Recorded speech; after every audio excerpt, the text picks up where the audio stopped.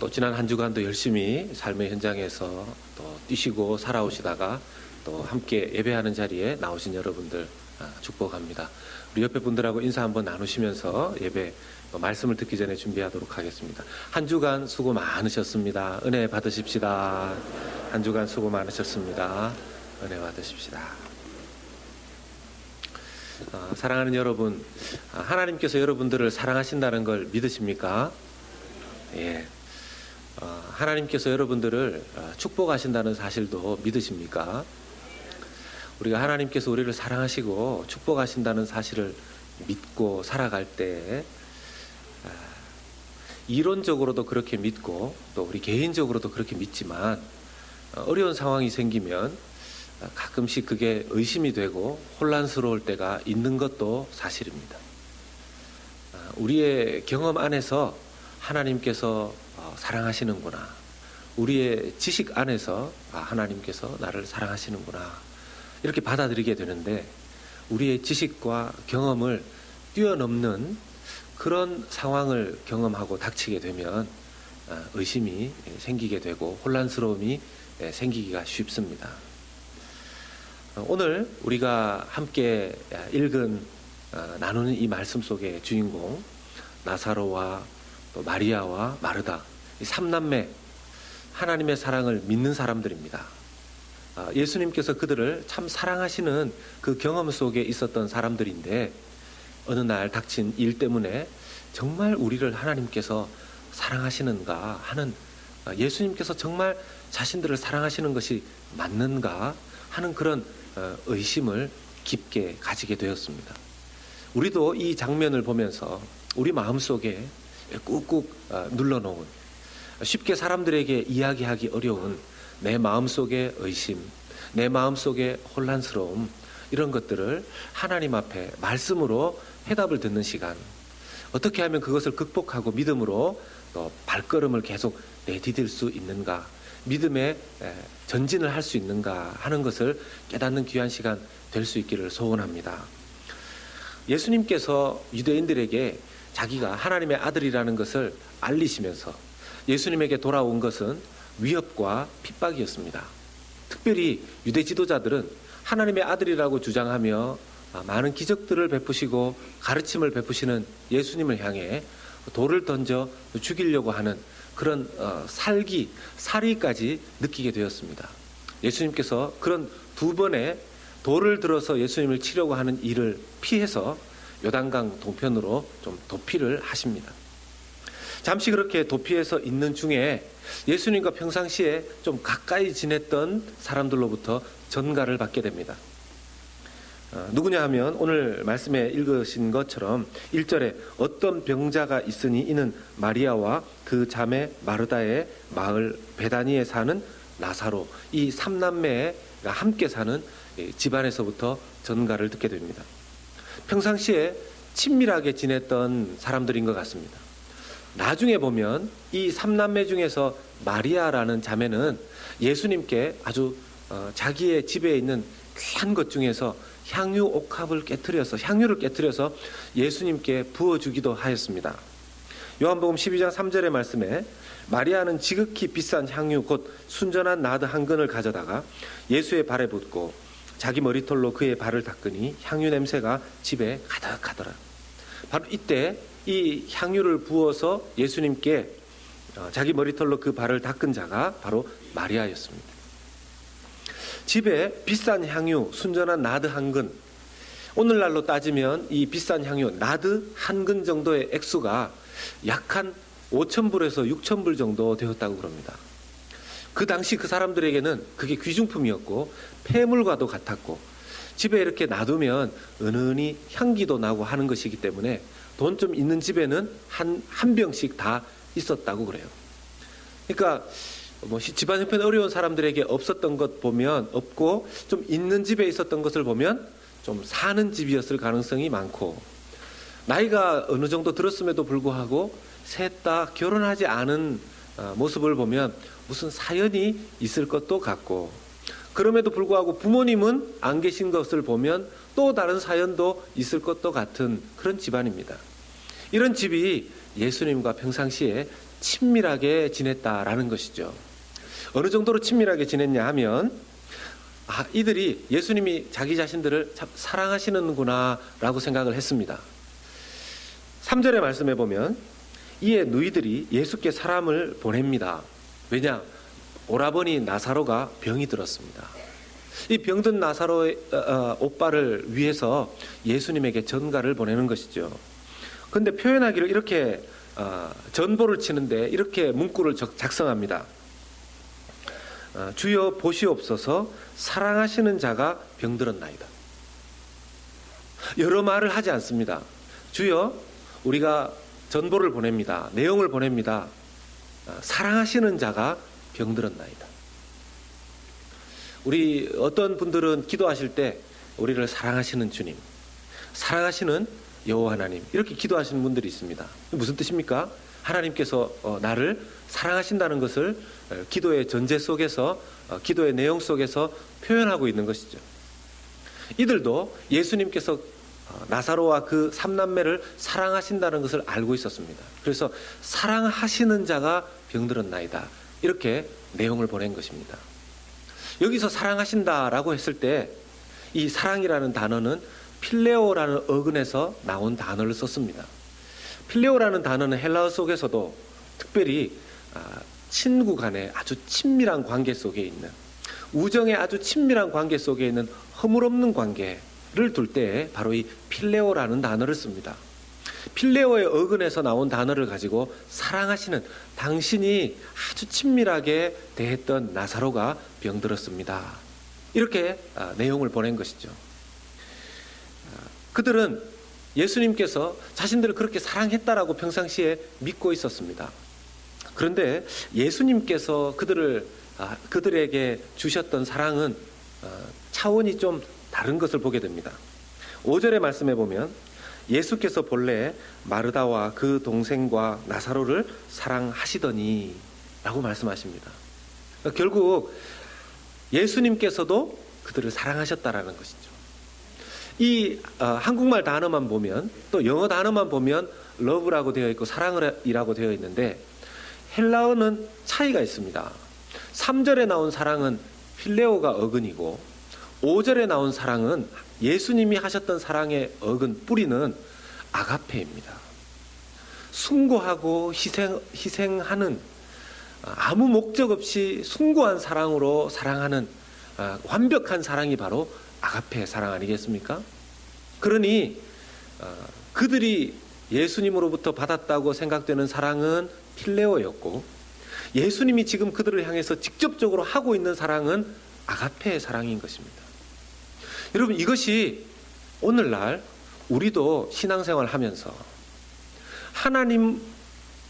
하나님이 나를 향해서 하고 있는 사랑은 필레오 정도로 친밀한 사랑으로 느끼고, 하나님께서 우리에게 직접 하시고 있는 사랑은 아가페의 사랑이라는 것입니다.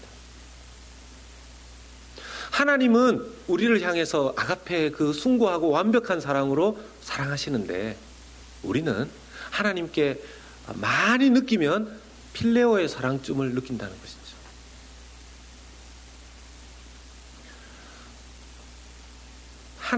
하나님이 우리를 향해서 사랑하시는 것과 우리가 하나님의 사랑을 느끼는 것에 이 차이는 왜 생기겠습니까? 그것은 다름 아니라 우리의 죄 때문입니다. 우리의 죄 때문입니다. 하나님이 우리를 아무리 아가페적으로 사랑하셔도 우리의 죄가 하나님의 사랑을 있는 그대로 받아들이게끔 하지 못하고 막는다라는 것이죠. 그래서 우리는 기도할 때 기도의 내용을 좀 바꾸어야 됩니다. 하나님, 저 좀 사랑해 주십시오. 하나님, 저 좀 사랑해 주십시오. 가 아니라, 하나님, 하나님의 그 사랑을 가로막고 있는 저의 죄를 좀 보게 해 주십시오. 저의 죄가 하나님의 사랑을 액면 그대로 느끼게끔 하지 못합니다. 저의 죄를 좀 보게 해주시고 저의 죄를 제가 깨닫고 회개하게 해주십시오. 이것이 바른 기도이고 하나님의 사랑을 깨달을 수 있는 기도인 줄로 믿습니다. 예수님과 친밀한 관계를 누렸던 이 나사로의 삼남매조차도 예수님의 아가페적인 사랑은 알지 못했습니다. 그들은 예수님의 아가페적인 사랑만 알지 못했던 것이 아니고 예수님이 누구신지 정확하게 알지 못했습니다.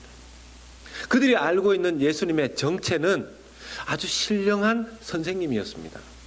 예수님과 함께 있으면 늘 좋은 일이 일어나는, 예수님에게는 뭔가 신비한 능력이 있는, 말씀을 잘 가르치고 아주 신비한 능력이 있는 선생님쯤으로 생각을 했습니다. 그래서 지금 오라버니 나사로가 아파 죽을 병이 걸렸는데 예수님이 오셔야 된다라는 것이죠. 왜냐하면 예수님과 함께 있으면 아파도 낫기 때문에 그렇다는 것입니다. 죽을 병이 걸렸어도 예수님과 함께 있으면 낫는다는 것이죠. 여러분, 이 정도면 괜찮은 믿음 아닙니까? 예수님이 나와 함께 있으면 좋은 일이 있다, 이 정도면 좋은 믿음 아닙니까? 예수님의 말씀을 내가 계속 듣고 있으면 내게 기적이 일어난다, 이 정도면 좋은 믿음 아니겠습니까? 그런데 그 믿음으로 안 된다라는 것입니다. 예수님은 정말 그런 존재까지만 되는 것이 아니라는 것입니다.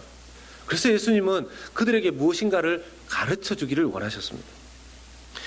그들이 생각하는 바, 오라버니 나사로가 지금 죽을 병에 걸려 있는데 예수님은 4절의 말씀을 보면 그가 죽을 병이 아니다 이렇게 말씀하십니다. 예수께서 들으시고 이르시되 이 병은 죽을 병이 아니라, 누구에게 하신 말씀입니까? 삼남매 마리아와 마르다, 나사로, 이 삼남매 중에서 특별히 이 두 사람이 예수님에게 전가를 보낸 것이죠. 사람을 보낸 것입니다.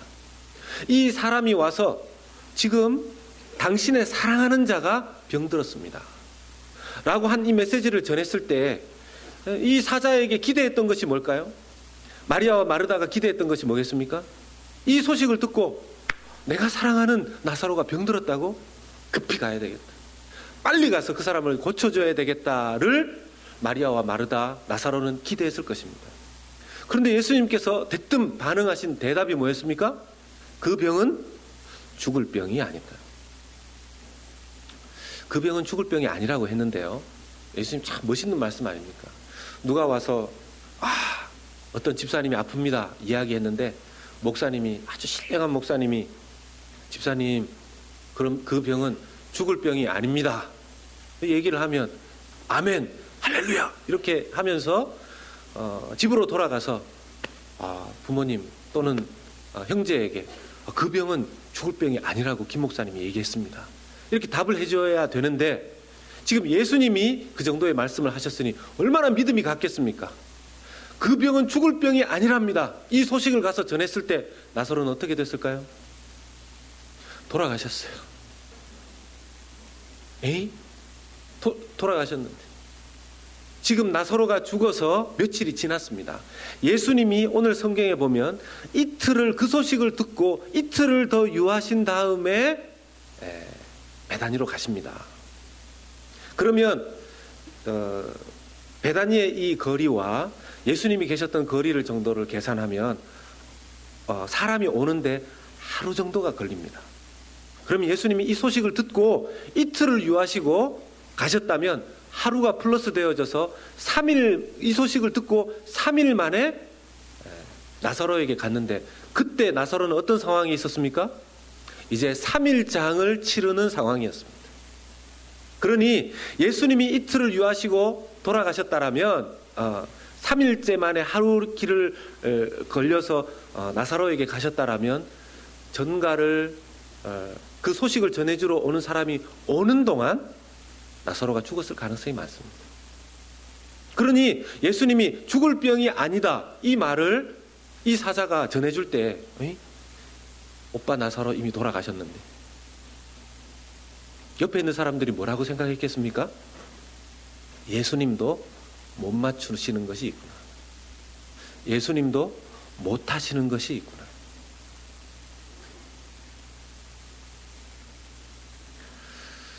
정말 그런 것일까요? 예수님의 말씀에 숨은 키가 하나 있습니다. 4절의 말씀에 죽을 병이 아니라 그랬죠. 헬라어 성경이 죽을 병이 아니다 라는 것을 프로스 다나톤이라는 말을 썼습니다. 이 말은 다나톤, 죽음을 프로스, 향해 있지 않다라는 뜻입니다. 나사로의 죽음은, 나사로의 병은 죽음을 향해 있지 않다. 이게 무슨 얘기입니까? 나사로의 삶은 죽음이 끝이 아니다라는 것입니다. 나사로의 삶은 예수 그리스도와 함께 부활하여서 영원히 주님과 함께 있는 것이 나사로의 끝이라는 것입니다. 한 단계 더 나아가면 나사로의 삶을 하나님께서 겨냥하시고 조준하실 때 죽음을 향해서 조준해 놓지 않으셨다는 것입니다. 사랑하는 여러분, 어떤 사람들은 자기 인생이 죽음과 더불어 끝날 것이기 때문에 이 땅에서 열심히 살고 이 땅에서 열심히 벌고 그 번 것으로 열심히 놀고 자기를 위해서 그렇게 해야 된다고 생각합니다. 죽음이 끝이라고 생각하는 분은 그렇게 사는 게 당연하죠. 그분들을 향해서 왜 그렇게 자기 자신을 위해서 일하고 왜 그렇게 자기 자신만을 위해서 사냐고 말하면 좀 곤란합니다. 왜요? 죽음이 그분들에게는 끝이기 때문에 그래요. 그런데 하나님께서 우리를 조준해 놓으시고 우리를 만드시고 우리를 조준하시고 겨냥해 놓으신 우리의 삶의 목표는 죽음이 끝이 아니라는 것입니다. 죽음을 향해서 우리를 살도록 우리를 조준해 놓지 않으셨습니다. 우리는 이 4절의 후반부의 말씀처럼 하나님의 영광을 위하고 하나님의 아들이 이로 말미암아 영광을 받게 하려 함이라. 나사로의 삶도 그것을 향해서 조준해 놓으셨고 저와 여러분의 삶도 하나님의 영광과 하나님의 아들의 영광을 위해서 조준해 놓으신 줄로 믿으시기를 축복합니다. 우리를 그렇게 겨냥해 놓으신 겁니다. 그게 우리가 가야 될 방향입니다. 그래서 여러분, 죄가 뭐냐 하면 죄의 어원의 표적을 빗나갔다. 목표를 벗어났다. 이런 뜻이 있는 것이죠. 하나님의 뜻대로 사는 것은 하나님의 영광을 향해서 조준해 놓은 그 방향으로 사는 것이고 그 표적을 빗나가는 것, 하나님의 뜻 아닌 자기 마음대로 사는 그것이 표적을 빗나가는 바로 하나님 앞에서의 죄가 되는 것입니다. 어떤 분들이 죽으면 그만이지 뭐 이런 말씀 하시는 분들이 있습니다. 죽으면 그만이면 그분의 생각 속에서는 죽으면 그만일지 모르지만 자기는 죽었다고 생각했는데 다시 눈을 떠보니 죽음이 끝이 아니라는 걸 발견하게 되었을 때 얼마나 당황스럽고 얼마나 비참하고 얼마나 괴롭겠습니까? 하나님 우리에게 말씀하십니다. 죽음이 끝이 아니라고. 그건 너머에 무엇인가가 분명히 있다고 말씀하십니다. 이것을 믿는 여러분들 되시기를 주의 이름으로 축복합니다. 믿음의 눈으로 말씀으로 이것을 믿고 붙잡으시기를 축복합니다. 예수님께서 우리의 삶이 죽음을 향해서 있지 않다. 멸망을 향해서 있지 않다. 하나님의 영광스러운 그 빛나는 곳을 향해서 있다라는 것을 우리가 믿는다면 좀 우리가 영광스럽게 살아야 되지 않겠습니까? 좀 멋있게 살아야 되지 않겠습니까? 죽음으로 끝날 사람인 것처럼 그렇게 벌벌 떨면서 그렇게 세상에서 부정적인 생각, 부정적인 말 하면서 나만을 위해서 그렇게 살면 영광을 향해서 조준해 놓은 우리의 삶과 어울리지 않지 않겠습니까?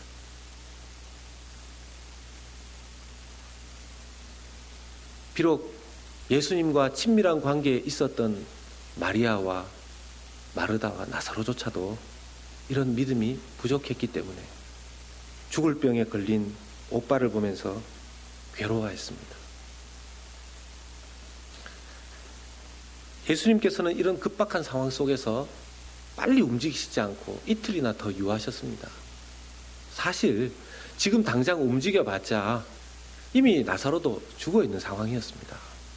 그러니 지금 가는 것보다 예수님께서 특별한 의도와 계획이 있으셨다라는 것이죠. 성경상에 죽은 사람이 살아난 사건이 몇 번 있습니다. 그런데 그 사건들은 대부분 죽은 즉시 살아나게 된 사건들이었습니다.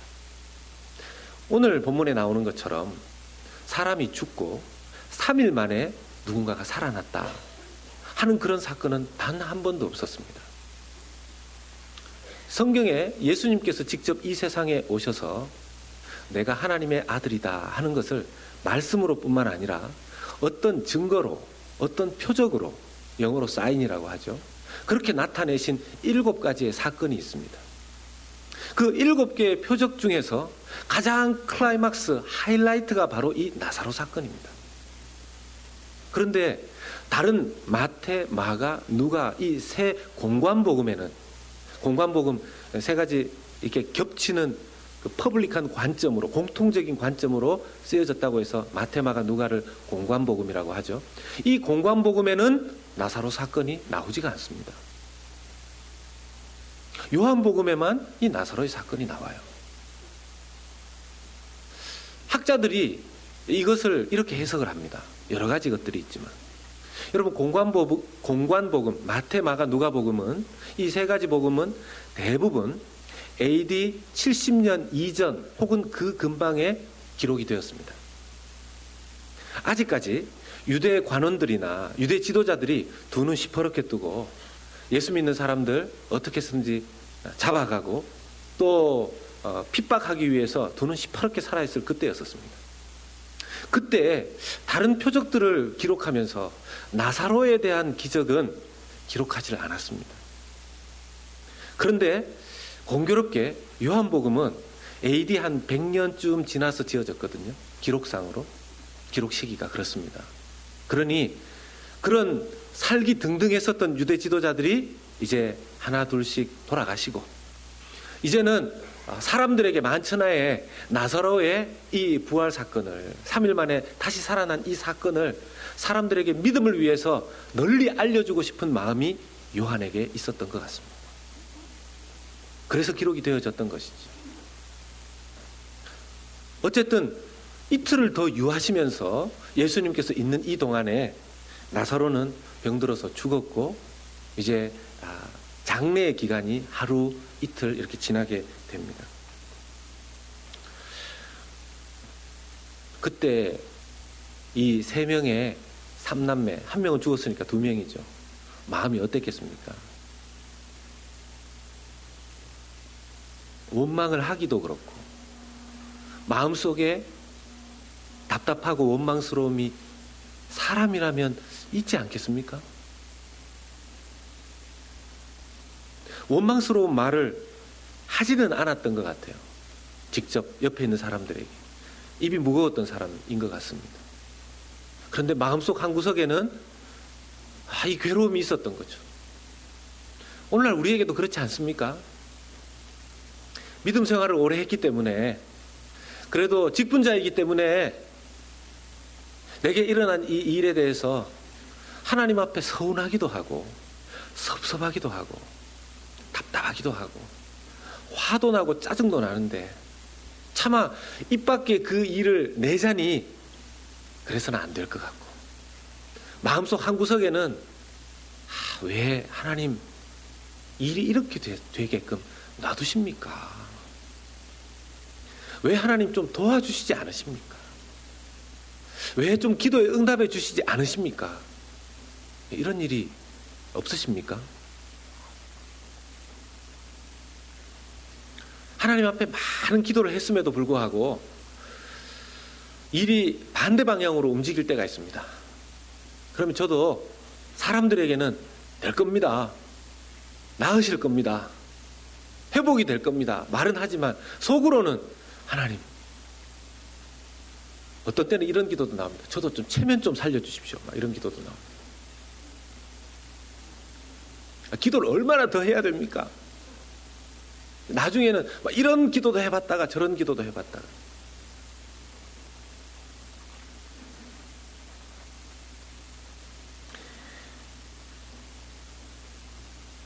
마리아가 그랬습니다.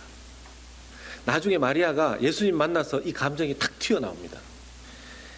요한복음 11장 32절에 보면 마리아가 예수 계신 곳에 가서 배웠고 그 발 앞에 엎드려 이르되 주께서 여기 계셨더라면 내 오라버니가 죽지 아니하였겠나이다. 32절에 이게 예수님이 이제 3일 만에 3일장 치르기 위해서 오셔서 그 얼굴 보자마자 그 눌러놓았던 감정이 튀어나옵니다. 사람들에게 말하지 않았지만 예수님 그때 오셨다면, 예수님 함께 계셨더라면 오빠 죽지 않았을 텐데 예수님이 이제 나타나셨습니까? 이 감정이 툭 튀어나오는 겁니다. 저는 근데 차라리 이 마리아가 이해가 되고 마리아가 참 인간적이라고 생각이 들고요.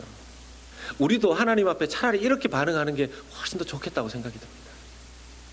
남들 볼 때는 좀 입을 닫고 하나님 앞에 나아가서는 이렇게 말하고 이렇게 좀 터뜨릴 수 있지 않습니까? 여기에서 우리가 한 가지를 더 보게 되는 것이 마리아의 믿음이 그까지였구나. 마리아의 믿음의 한계가 거기까지였구나 하는 것을 볼 수 있죠. 예수님이 자기들과 함께 있으면 병을 낫게 해주시는 분인데 뭡니까? 죽은 사람은 못 살린다는 거죠. 그들의 믿음이 그거 아닙니까? 예수님이 자기와 함께 있으면 괜찮은데 예수님이 죽은 사람은 못 살린다는 것입니다. 그러니 이렇게 슬퍼하는 거 아닙니까? 만약에 예수님이 죽은 사람도 살릴 수 있다라고 믿었다면 지금 울 일이 아니라 예수님 지금이라도 오셨으니 다행입니다. 우리 오빠 이제 살아나게 될 줄로 믿습니다. 그렇게 반응하지 않았겠습니까? 여러분, 우리가 사랑하는 분들이 우리 곁을 떠나 돌아가실 때가 있습니다.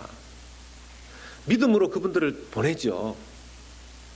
때로는 가슴 아프게 자녀가 먼저 우리보다 앞서 떠날 때도 있고 사랑하는 부모님이 떠나실 때도 있습니다. 그럴 때 우리는 믿음으로 그렇게 고백합니다. 천국에서 만납시다. 천국에서 만나게 될 것입니다. 여러분 정말 그렇게 믿으십니까? 확실하게 그렇게 믿으십니까? 오늘 이 말씀 가운데 혹시라도 내가 말씀에 있으니까 믿기는 믿는데 정말 그럴지 모르겠다 하는 분들이 계시다라면 마리아처럼 차라리 주님 저에게 그런 믿음이 부족합니다 고백하시고 하나님이 선물로 주시는 확실한 믿음 받게 되시기를 주의 이름으로 축복합니다.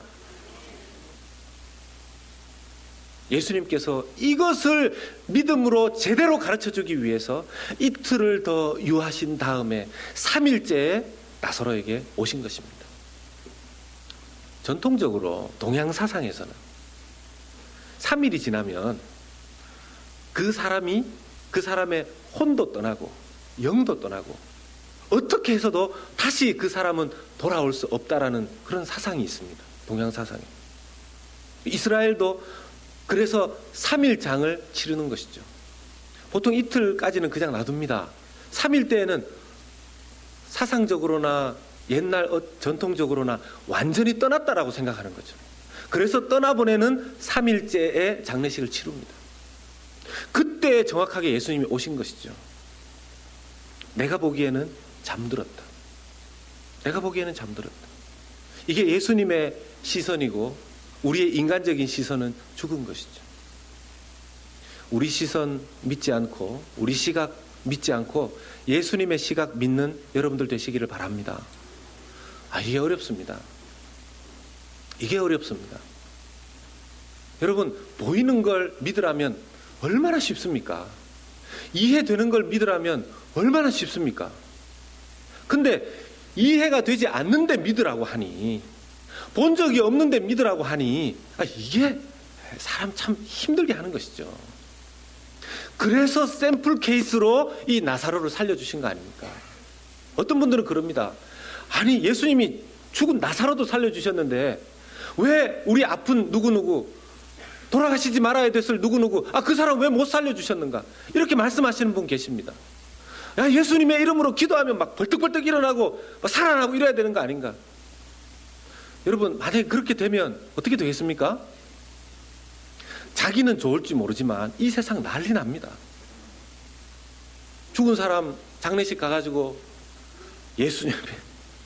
예수님의 이름으로 이러면 막 벌떡벌떡 시체들이 다 살아나서 예수님의 이름으로 기도만 하면 막 사람들이 살아나고 이러면요, 이 세상의 질서가 다 무너집니다. 어제 돌아가셔서 장례했던 모 집사님, 모 장로님 살아서 이렇게 오시면, 물론 한 번쯤 그런 일이 있으면 뭐 믿는 사람들이 더 많아지지 않을까 이런 생각도 들긴 합니다. 옛날부터 전설이 있는데요, 목사님이 목회를 할 때 그냥 힘 안 들이고 엄청난 부흥이 올 수 있는 비결이 하나 있는데, 죽은 사람 하나 살리면 된답니다. 근데 제가 그 얘기를 오랫동안 들었지만 죽은 사람 살아났다, 목사님이 기도해서 죽은 사람 살아났다는 얘기는 한 번도 못 들었습니다. 그러니까 그런 요행수 바라지 말고 열심히 신실하게 목회하라는 뜻으로 이제야 이해가 됐습니다. 예수님이 샘플 케이스로 이 나사로의 사건을 우리에게 보여주시는 것입니다. 사랑하는 여러분, 문제는 이때에 낙심하지 않아야 된다는 겁니다. 여러분, 그 호주의 청년 중에 닉 부이치치라는 그런 청년이 있습니다. 지금 청년이 아니죠. 81년생인데 아주 신실한 아버지. 아마 목회자, 평신도 목회자라는 표현을 쓰는데 저는 이게 이해가 잘 안 됩니다. 평신도인데 목회자다. 아마 아주 신실한, 이렇게 아마 스스로 어떤 일을 하면서 잡을 가지고 또 사역을 하는 그런 아버지가 아니었나 생각이 드는데요. 평신도 목회자와 조산원인 어머니 사이에 태어났습니다. 근데 태어나자마자 저렇게 보시다시피 팔다리가 없는 사람으로 태어났죠. 어렸을 때 왕따도 많이 당했고 심지어 자살하려고 3번이나 시도했다 그럽니다. 그런데 예수님을 인격적으로 만나게 됩니다. 청소년 시절에. 어렸을 때부터 부모님이 뭐라고 그랬냐 하면, 아빠 엄마 나는 왜 팔다리가 없어? 이렇게 물어보면 부모님이 다른 얘기 안 하시고, 하나님의 영광을 위해서 너는 지어졌어. 너의 인생의 방향은 하나님이 너의 인생을 조준하실 때 하나님의 영광을 위해서 너를 만드셨어. 이 얘기만 계속 했답니다. 그 일이 잘 믿어지지 않았는데 어느 날 수양회 때 목사님의 말씀을 들으면서 이게 믿어진 거예요. 기도하면서. 그래서 내 인생이 하나님의 영광을 위해서 지어졌구나. 그때부터 긍정적인 믿음으로 살게 되었고, 19살 때쯤에 자기가 그런 경험을 하게 된 것을, 자살 시도도 했고 왕따 당하면서 괴로웠던 것들을 교회에서 간증을 했는데 엄청나게 은혜를 받은 겁니다. 사람들이 막 권해서 다른 교회 간증 집회에도 가게 되고 이러면서 정말 유명해졌어요. 나중에는 전 세계를 다니면서 특별히 청소년들에게 복음 전하는. 여러분, 청소년들이 얼마나 우울증이 많고 자존감이 좋지 않고 이런 사람들이 많습니까? 그런데 저 닉 청년이 가서 복음을 전한 희망의 전도자의 역할들을 한 거죠. 근데 저 닉이 믿지 못하는 단 한 가지가 있었습니다. 뭐였겠습니까? 자기의 결혼 문제였습니다. 자기의 결혼 문제였습니다.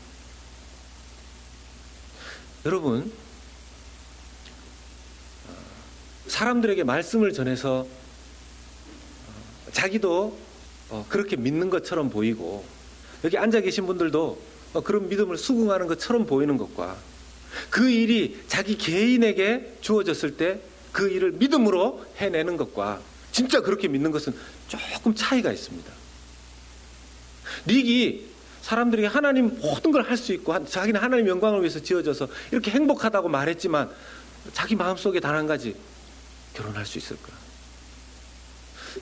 자기의 결혼에 대한 생각이 거의 불가능하다고 생각했던 큰 이유가 자기를 도와주려고 하는 자매가 있었다고 그래요. 불쌍히 여겨서. 그런데 닉이 원했던 결혼은 자기를 도와주려는 사람이 아니고, 자기를 불쌍히 여겨서 어머니처럼 그렇게 자기에게 다가오는 사람이 아니라, 자기를 정말 사랑할 아가페와 필레오와 에로스의 그 사랑을 다 가지고 자기에게 올 그 짝을 찾았다는 겁니다. 그런 완벽한 배우자, 자기를 그렇게 서로 사랑할 일방적 사랑이 아닌 그런 사람이 과연 팔다리가 없는 나에게 나타날 것인가? 근데 하나님께서 놀랍게 그의 사역 가운데 다 내려놓고 이 부분은 잘 안 되는가 보다 했는데 사역 가운데 만난 믿음 좋고 아름다운 자매와 결혼하게 하셨습니다. 2012년에 결혼을 해서, 즉 결혼 사진이네요. 일본계 멕시칸인 자매와 결혼을 했는데, 저 일본계 멕시칸 자매가 달라스에 또 살았는데 이 달라스에서 집회 와서 만났대요. 달라스가 참 신령한 곳입니다. 그러니까 닉의 처갓집은 달라스입니다. 지금은 저 두 사람이 호주를 떠나서 캘리포니아의 집에 살고 있는데, 여러분 제가 일부 때는 잘못 말해서 이 딸이라고 그랬는데 아들까지 둘 두었습니다.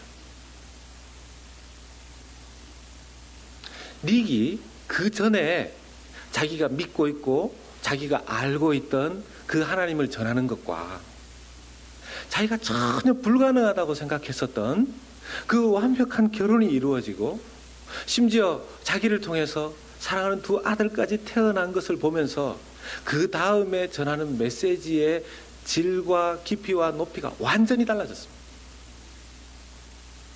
진짜 믿어지는 거죠. 진짜 믿어지는 거죠.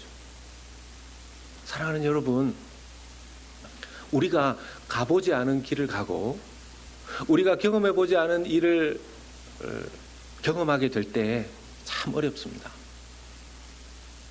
이 얘기가 누구 얘기냐면 제 얘기입니다. 제가 경험해보지 않은 사역을 하고 있습니다. 지금까지의 모든 사역들이 사실 그래왔습니다. 작은 규모의 사역을 맡았을 때는 몇 명 안 되니까, 소그룹이니까, 또 그거보다 더 큰 규모의 어떤 청년 그룹을 맡았을 때는 또 청년들이니까, 또 그리고 어떤 이 구역을 맡았을 때는 이렇게 구역이니까. 근데 이게 자꾸 커지고 하다가 제가 어느 날인가는 담임 목회를 하지 않을까 생각은 했었거든요. 그리고 하나님 좀 준비시켜 주십시오 기도도 했었는데, 막상 제가 이렇게 담임 목회라는 걸 딱 해보니까 담임 목회자의 책임이 이거 수준이 다른 겁니다. 제가 정말 경험해보지 못한 일을 하는 겁니다.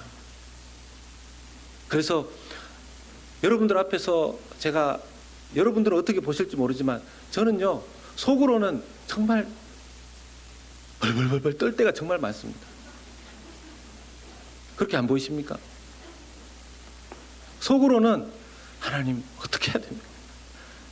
제가 한 번도 경험해보지 않은 길을 지금 가고 있는데,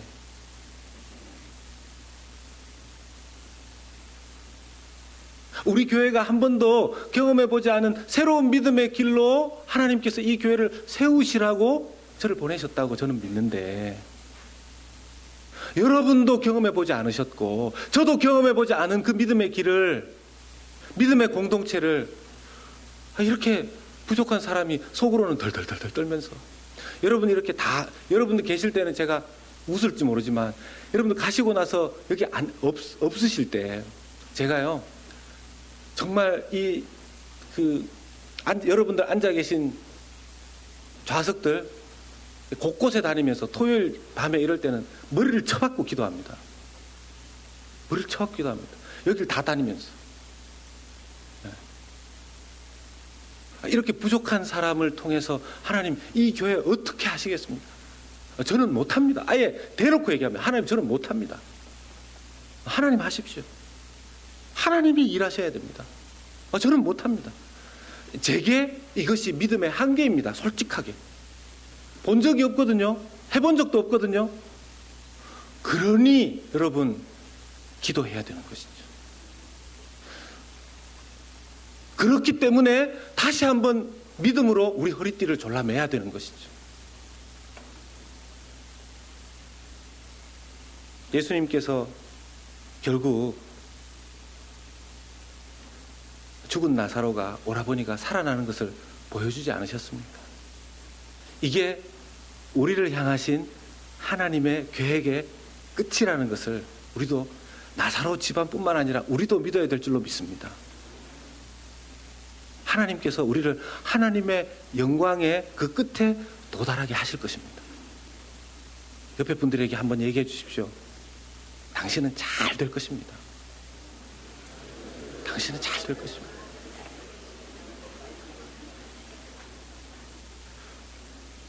저와 여러분 믿음 안에서 반드시 하나님께서 영광스럽고 멋지게 잘 되게 하실 것입니다. 의심이 되고 믿어지지 않고 혼란스럽고 답답할 그때 인간적으로 충분히 가능한 우리의 모습입니다. 하나님 다 아십니다. 우리 주님 다 아십니다. 책망하지 않으십니다. 다만 우리에게 원하시는 것, 좀 기다리라는 것이죠. 좀 기다리라는 것이죠. 마음속에 울분이 좀 터져 나와도 하나님께서 영광스러운 그 마지막 그 표적지에 딱 도착하게 할 때가 있기 때문에 그때까지 한 번 더 벨트 한 번 더 단축구멍 하나 더 갖다 끼우라는 것입니다. 그런 믿음으로 보이지 않지만 경험해 보지 않았지만 말씀 믿고 믿음의 발걸음 다시 내디디시는 저와 여러분들 되시기를 예수님의 이름으로 축복합니다. 기도하겠습니다. 살아계시는 하나님 아버지,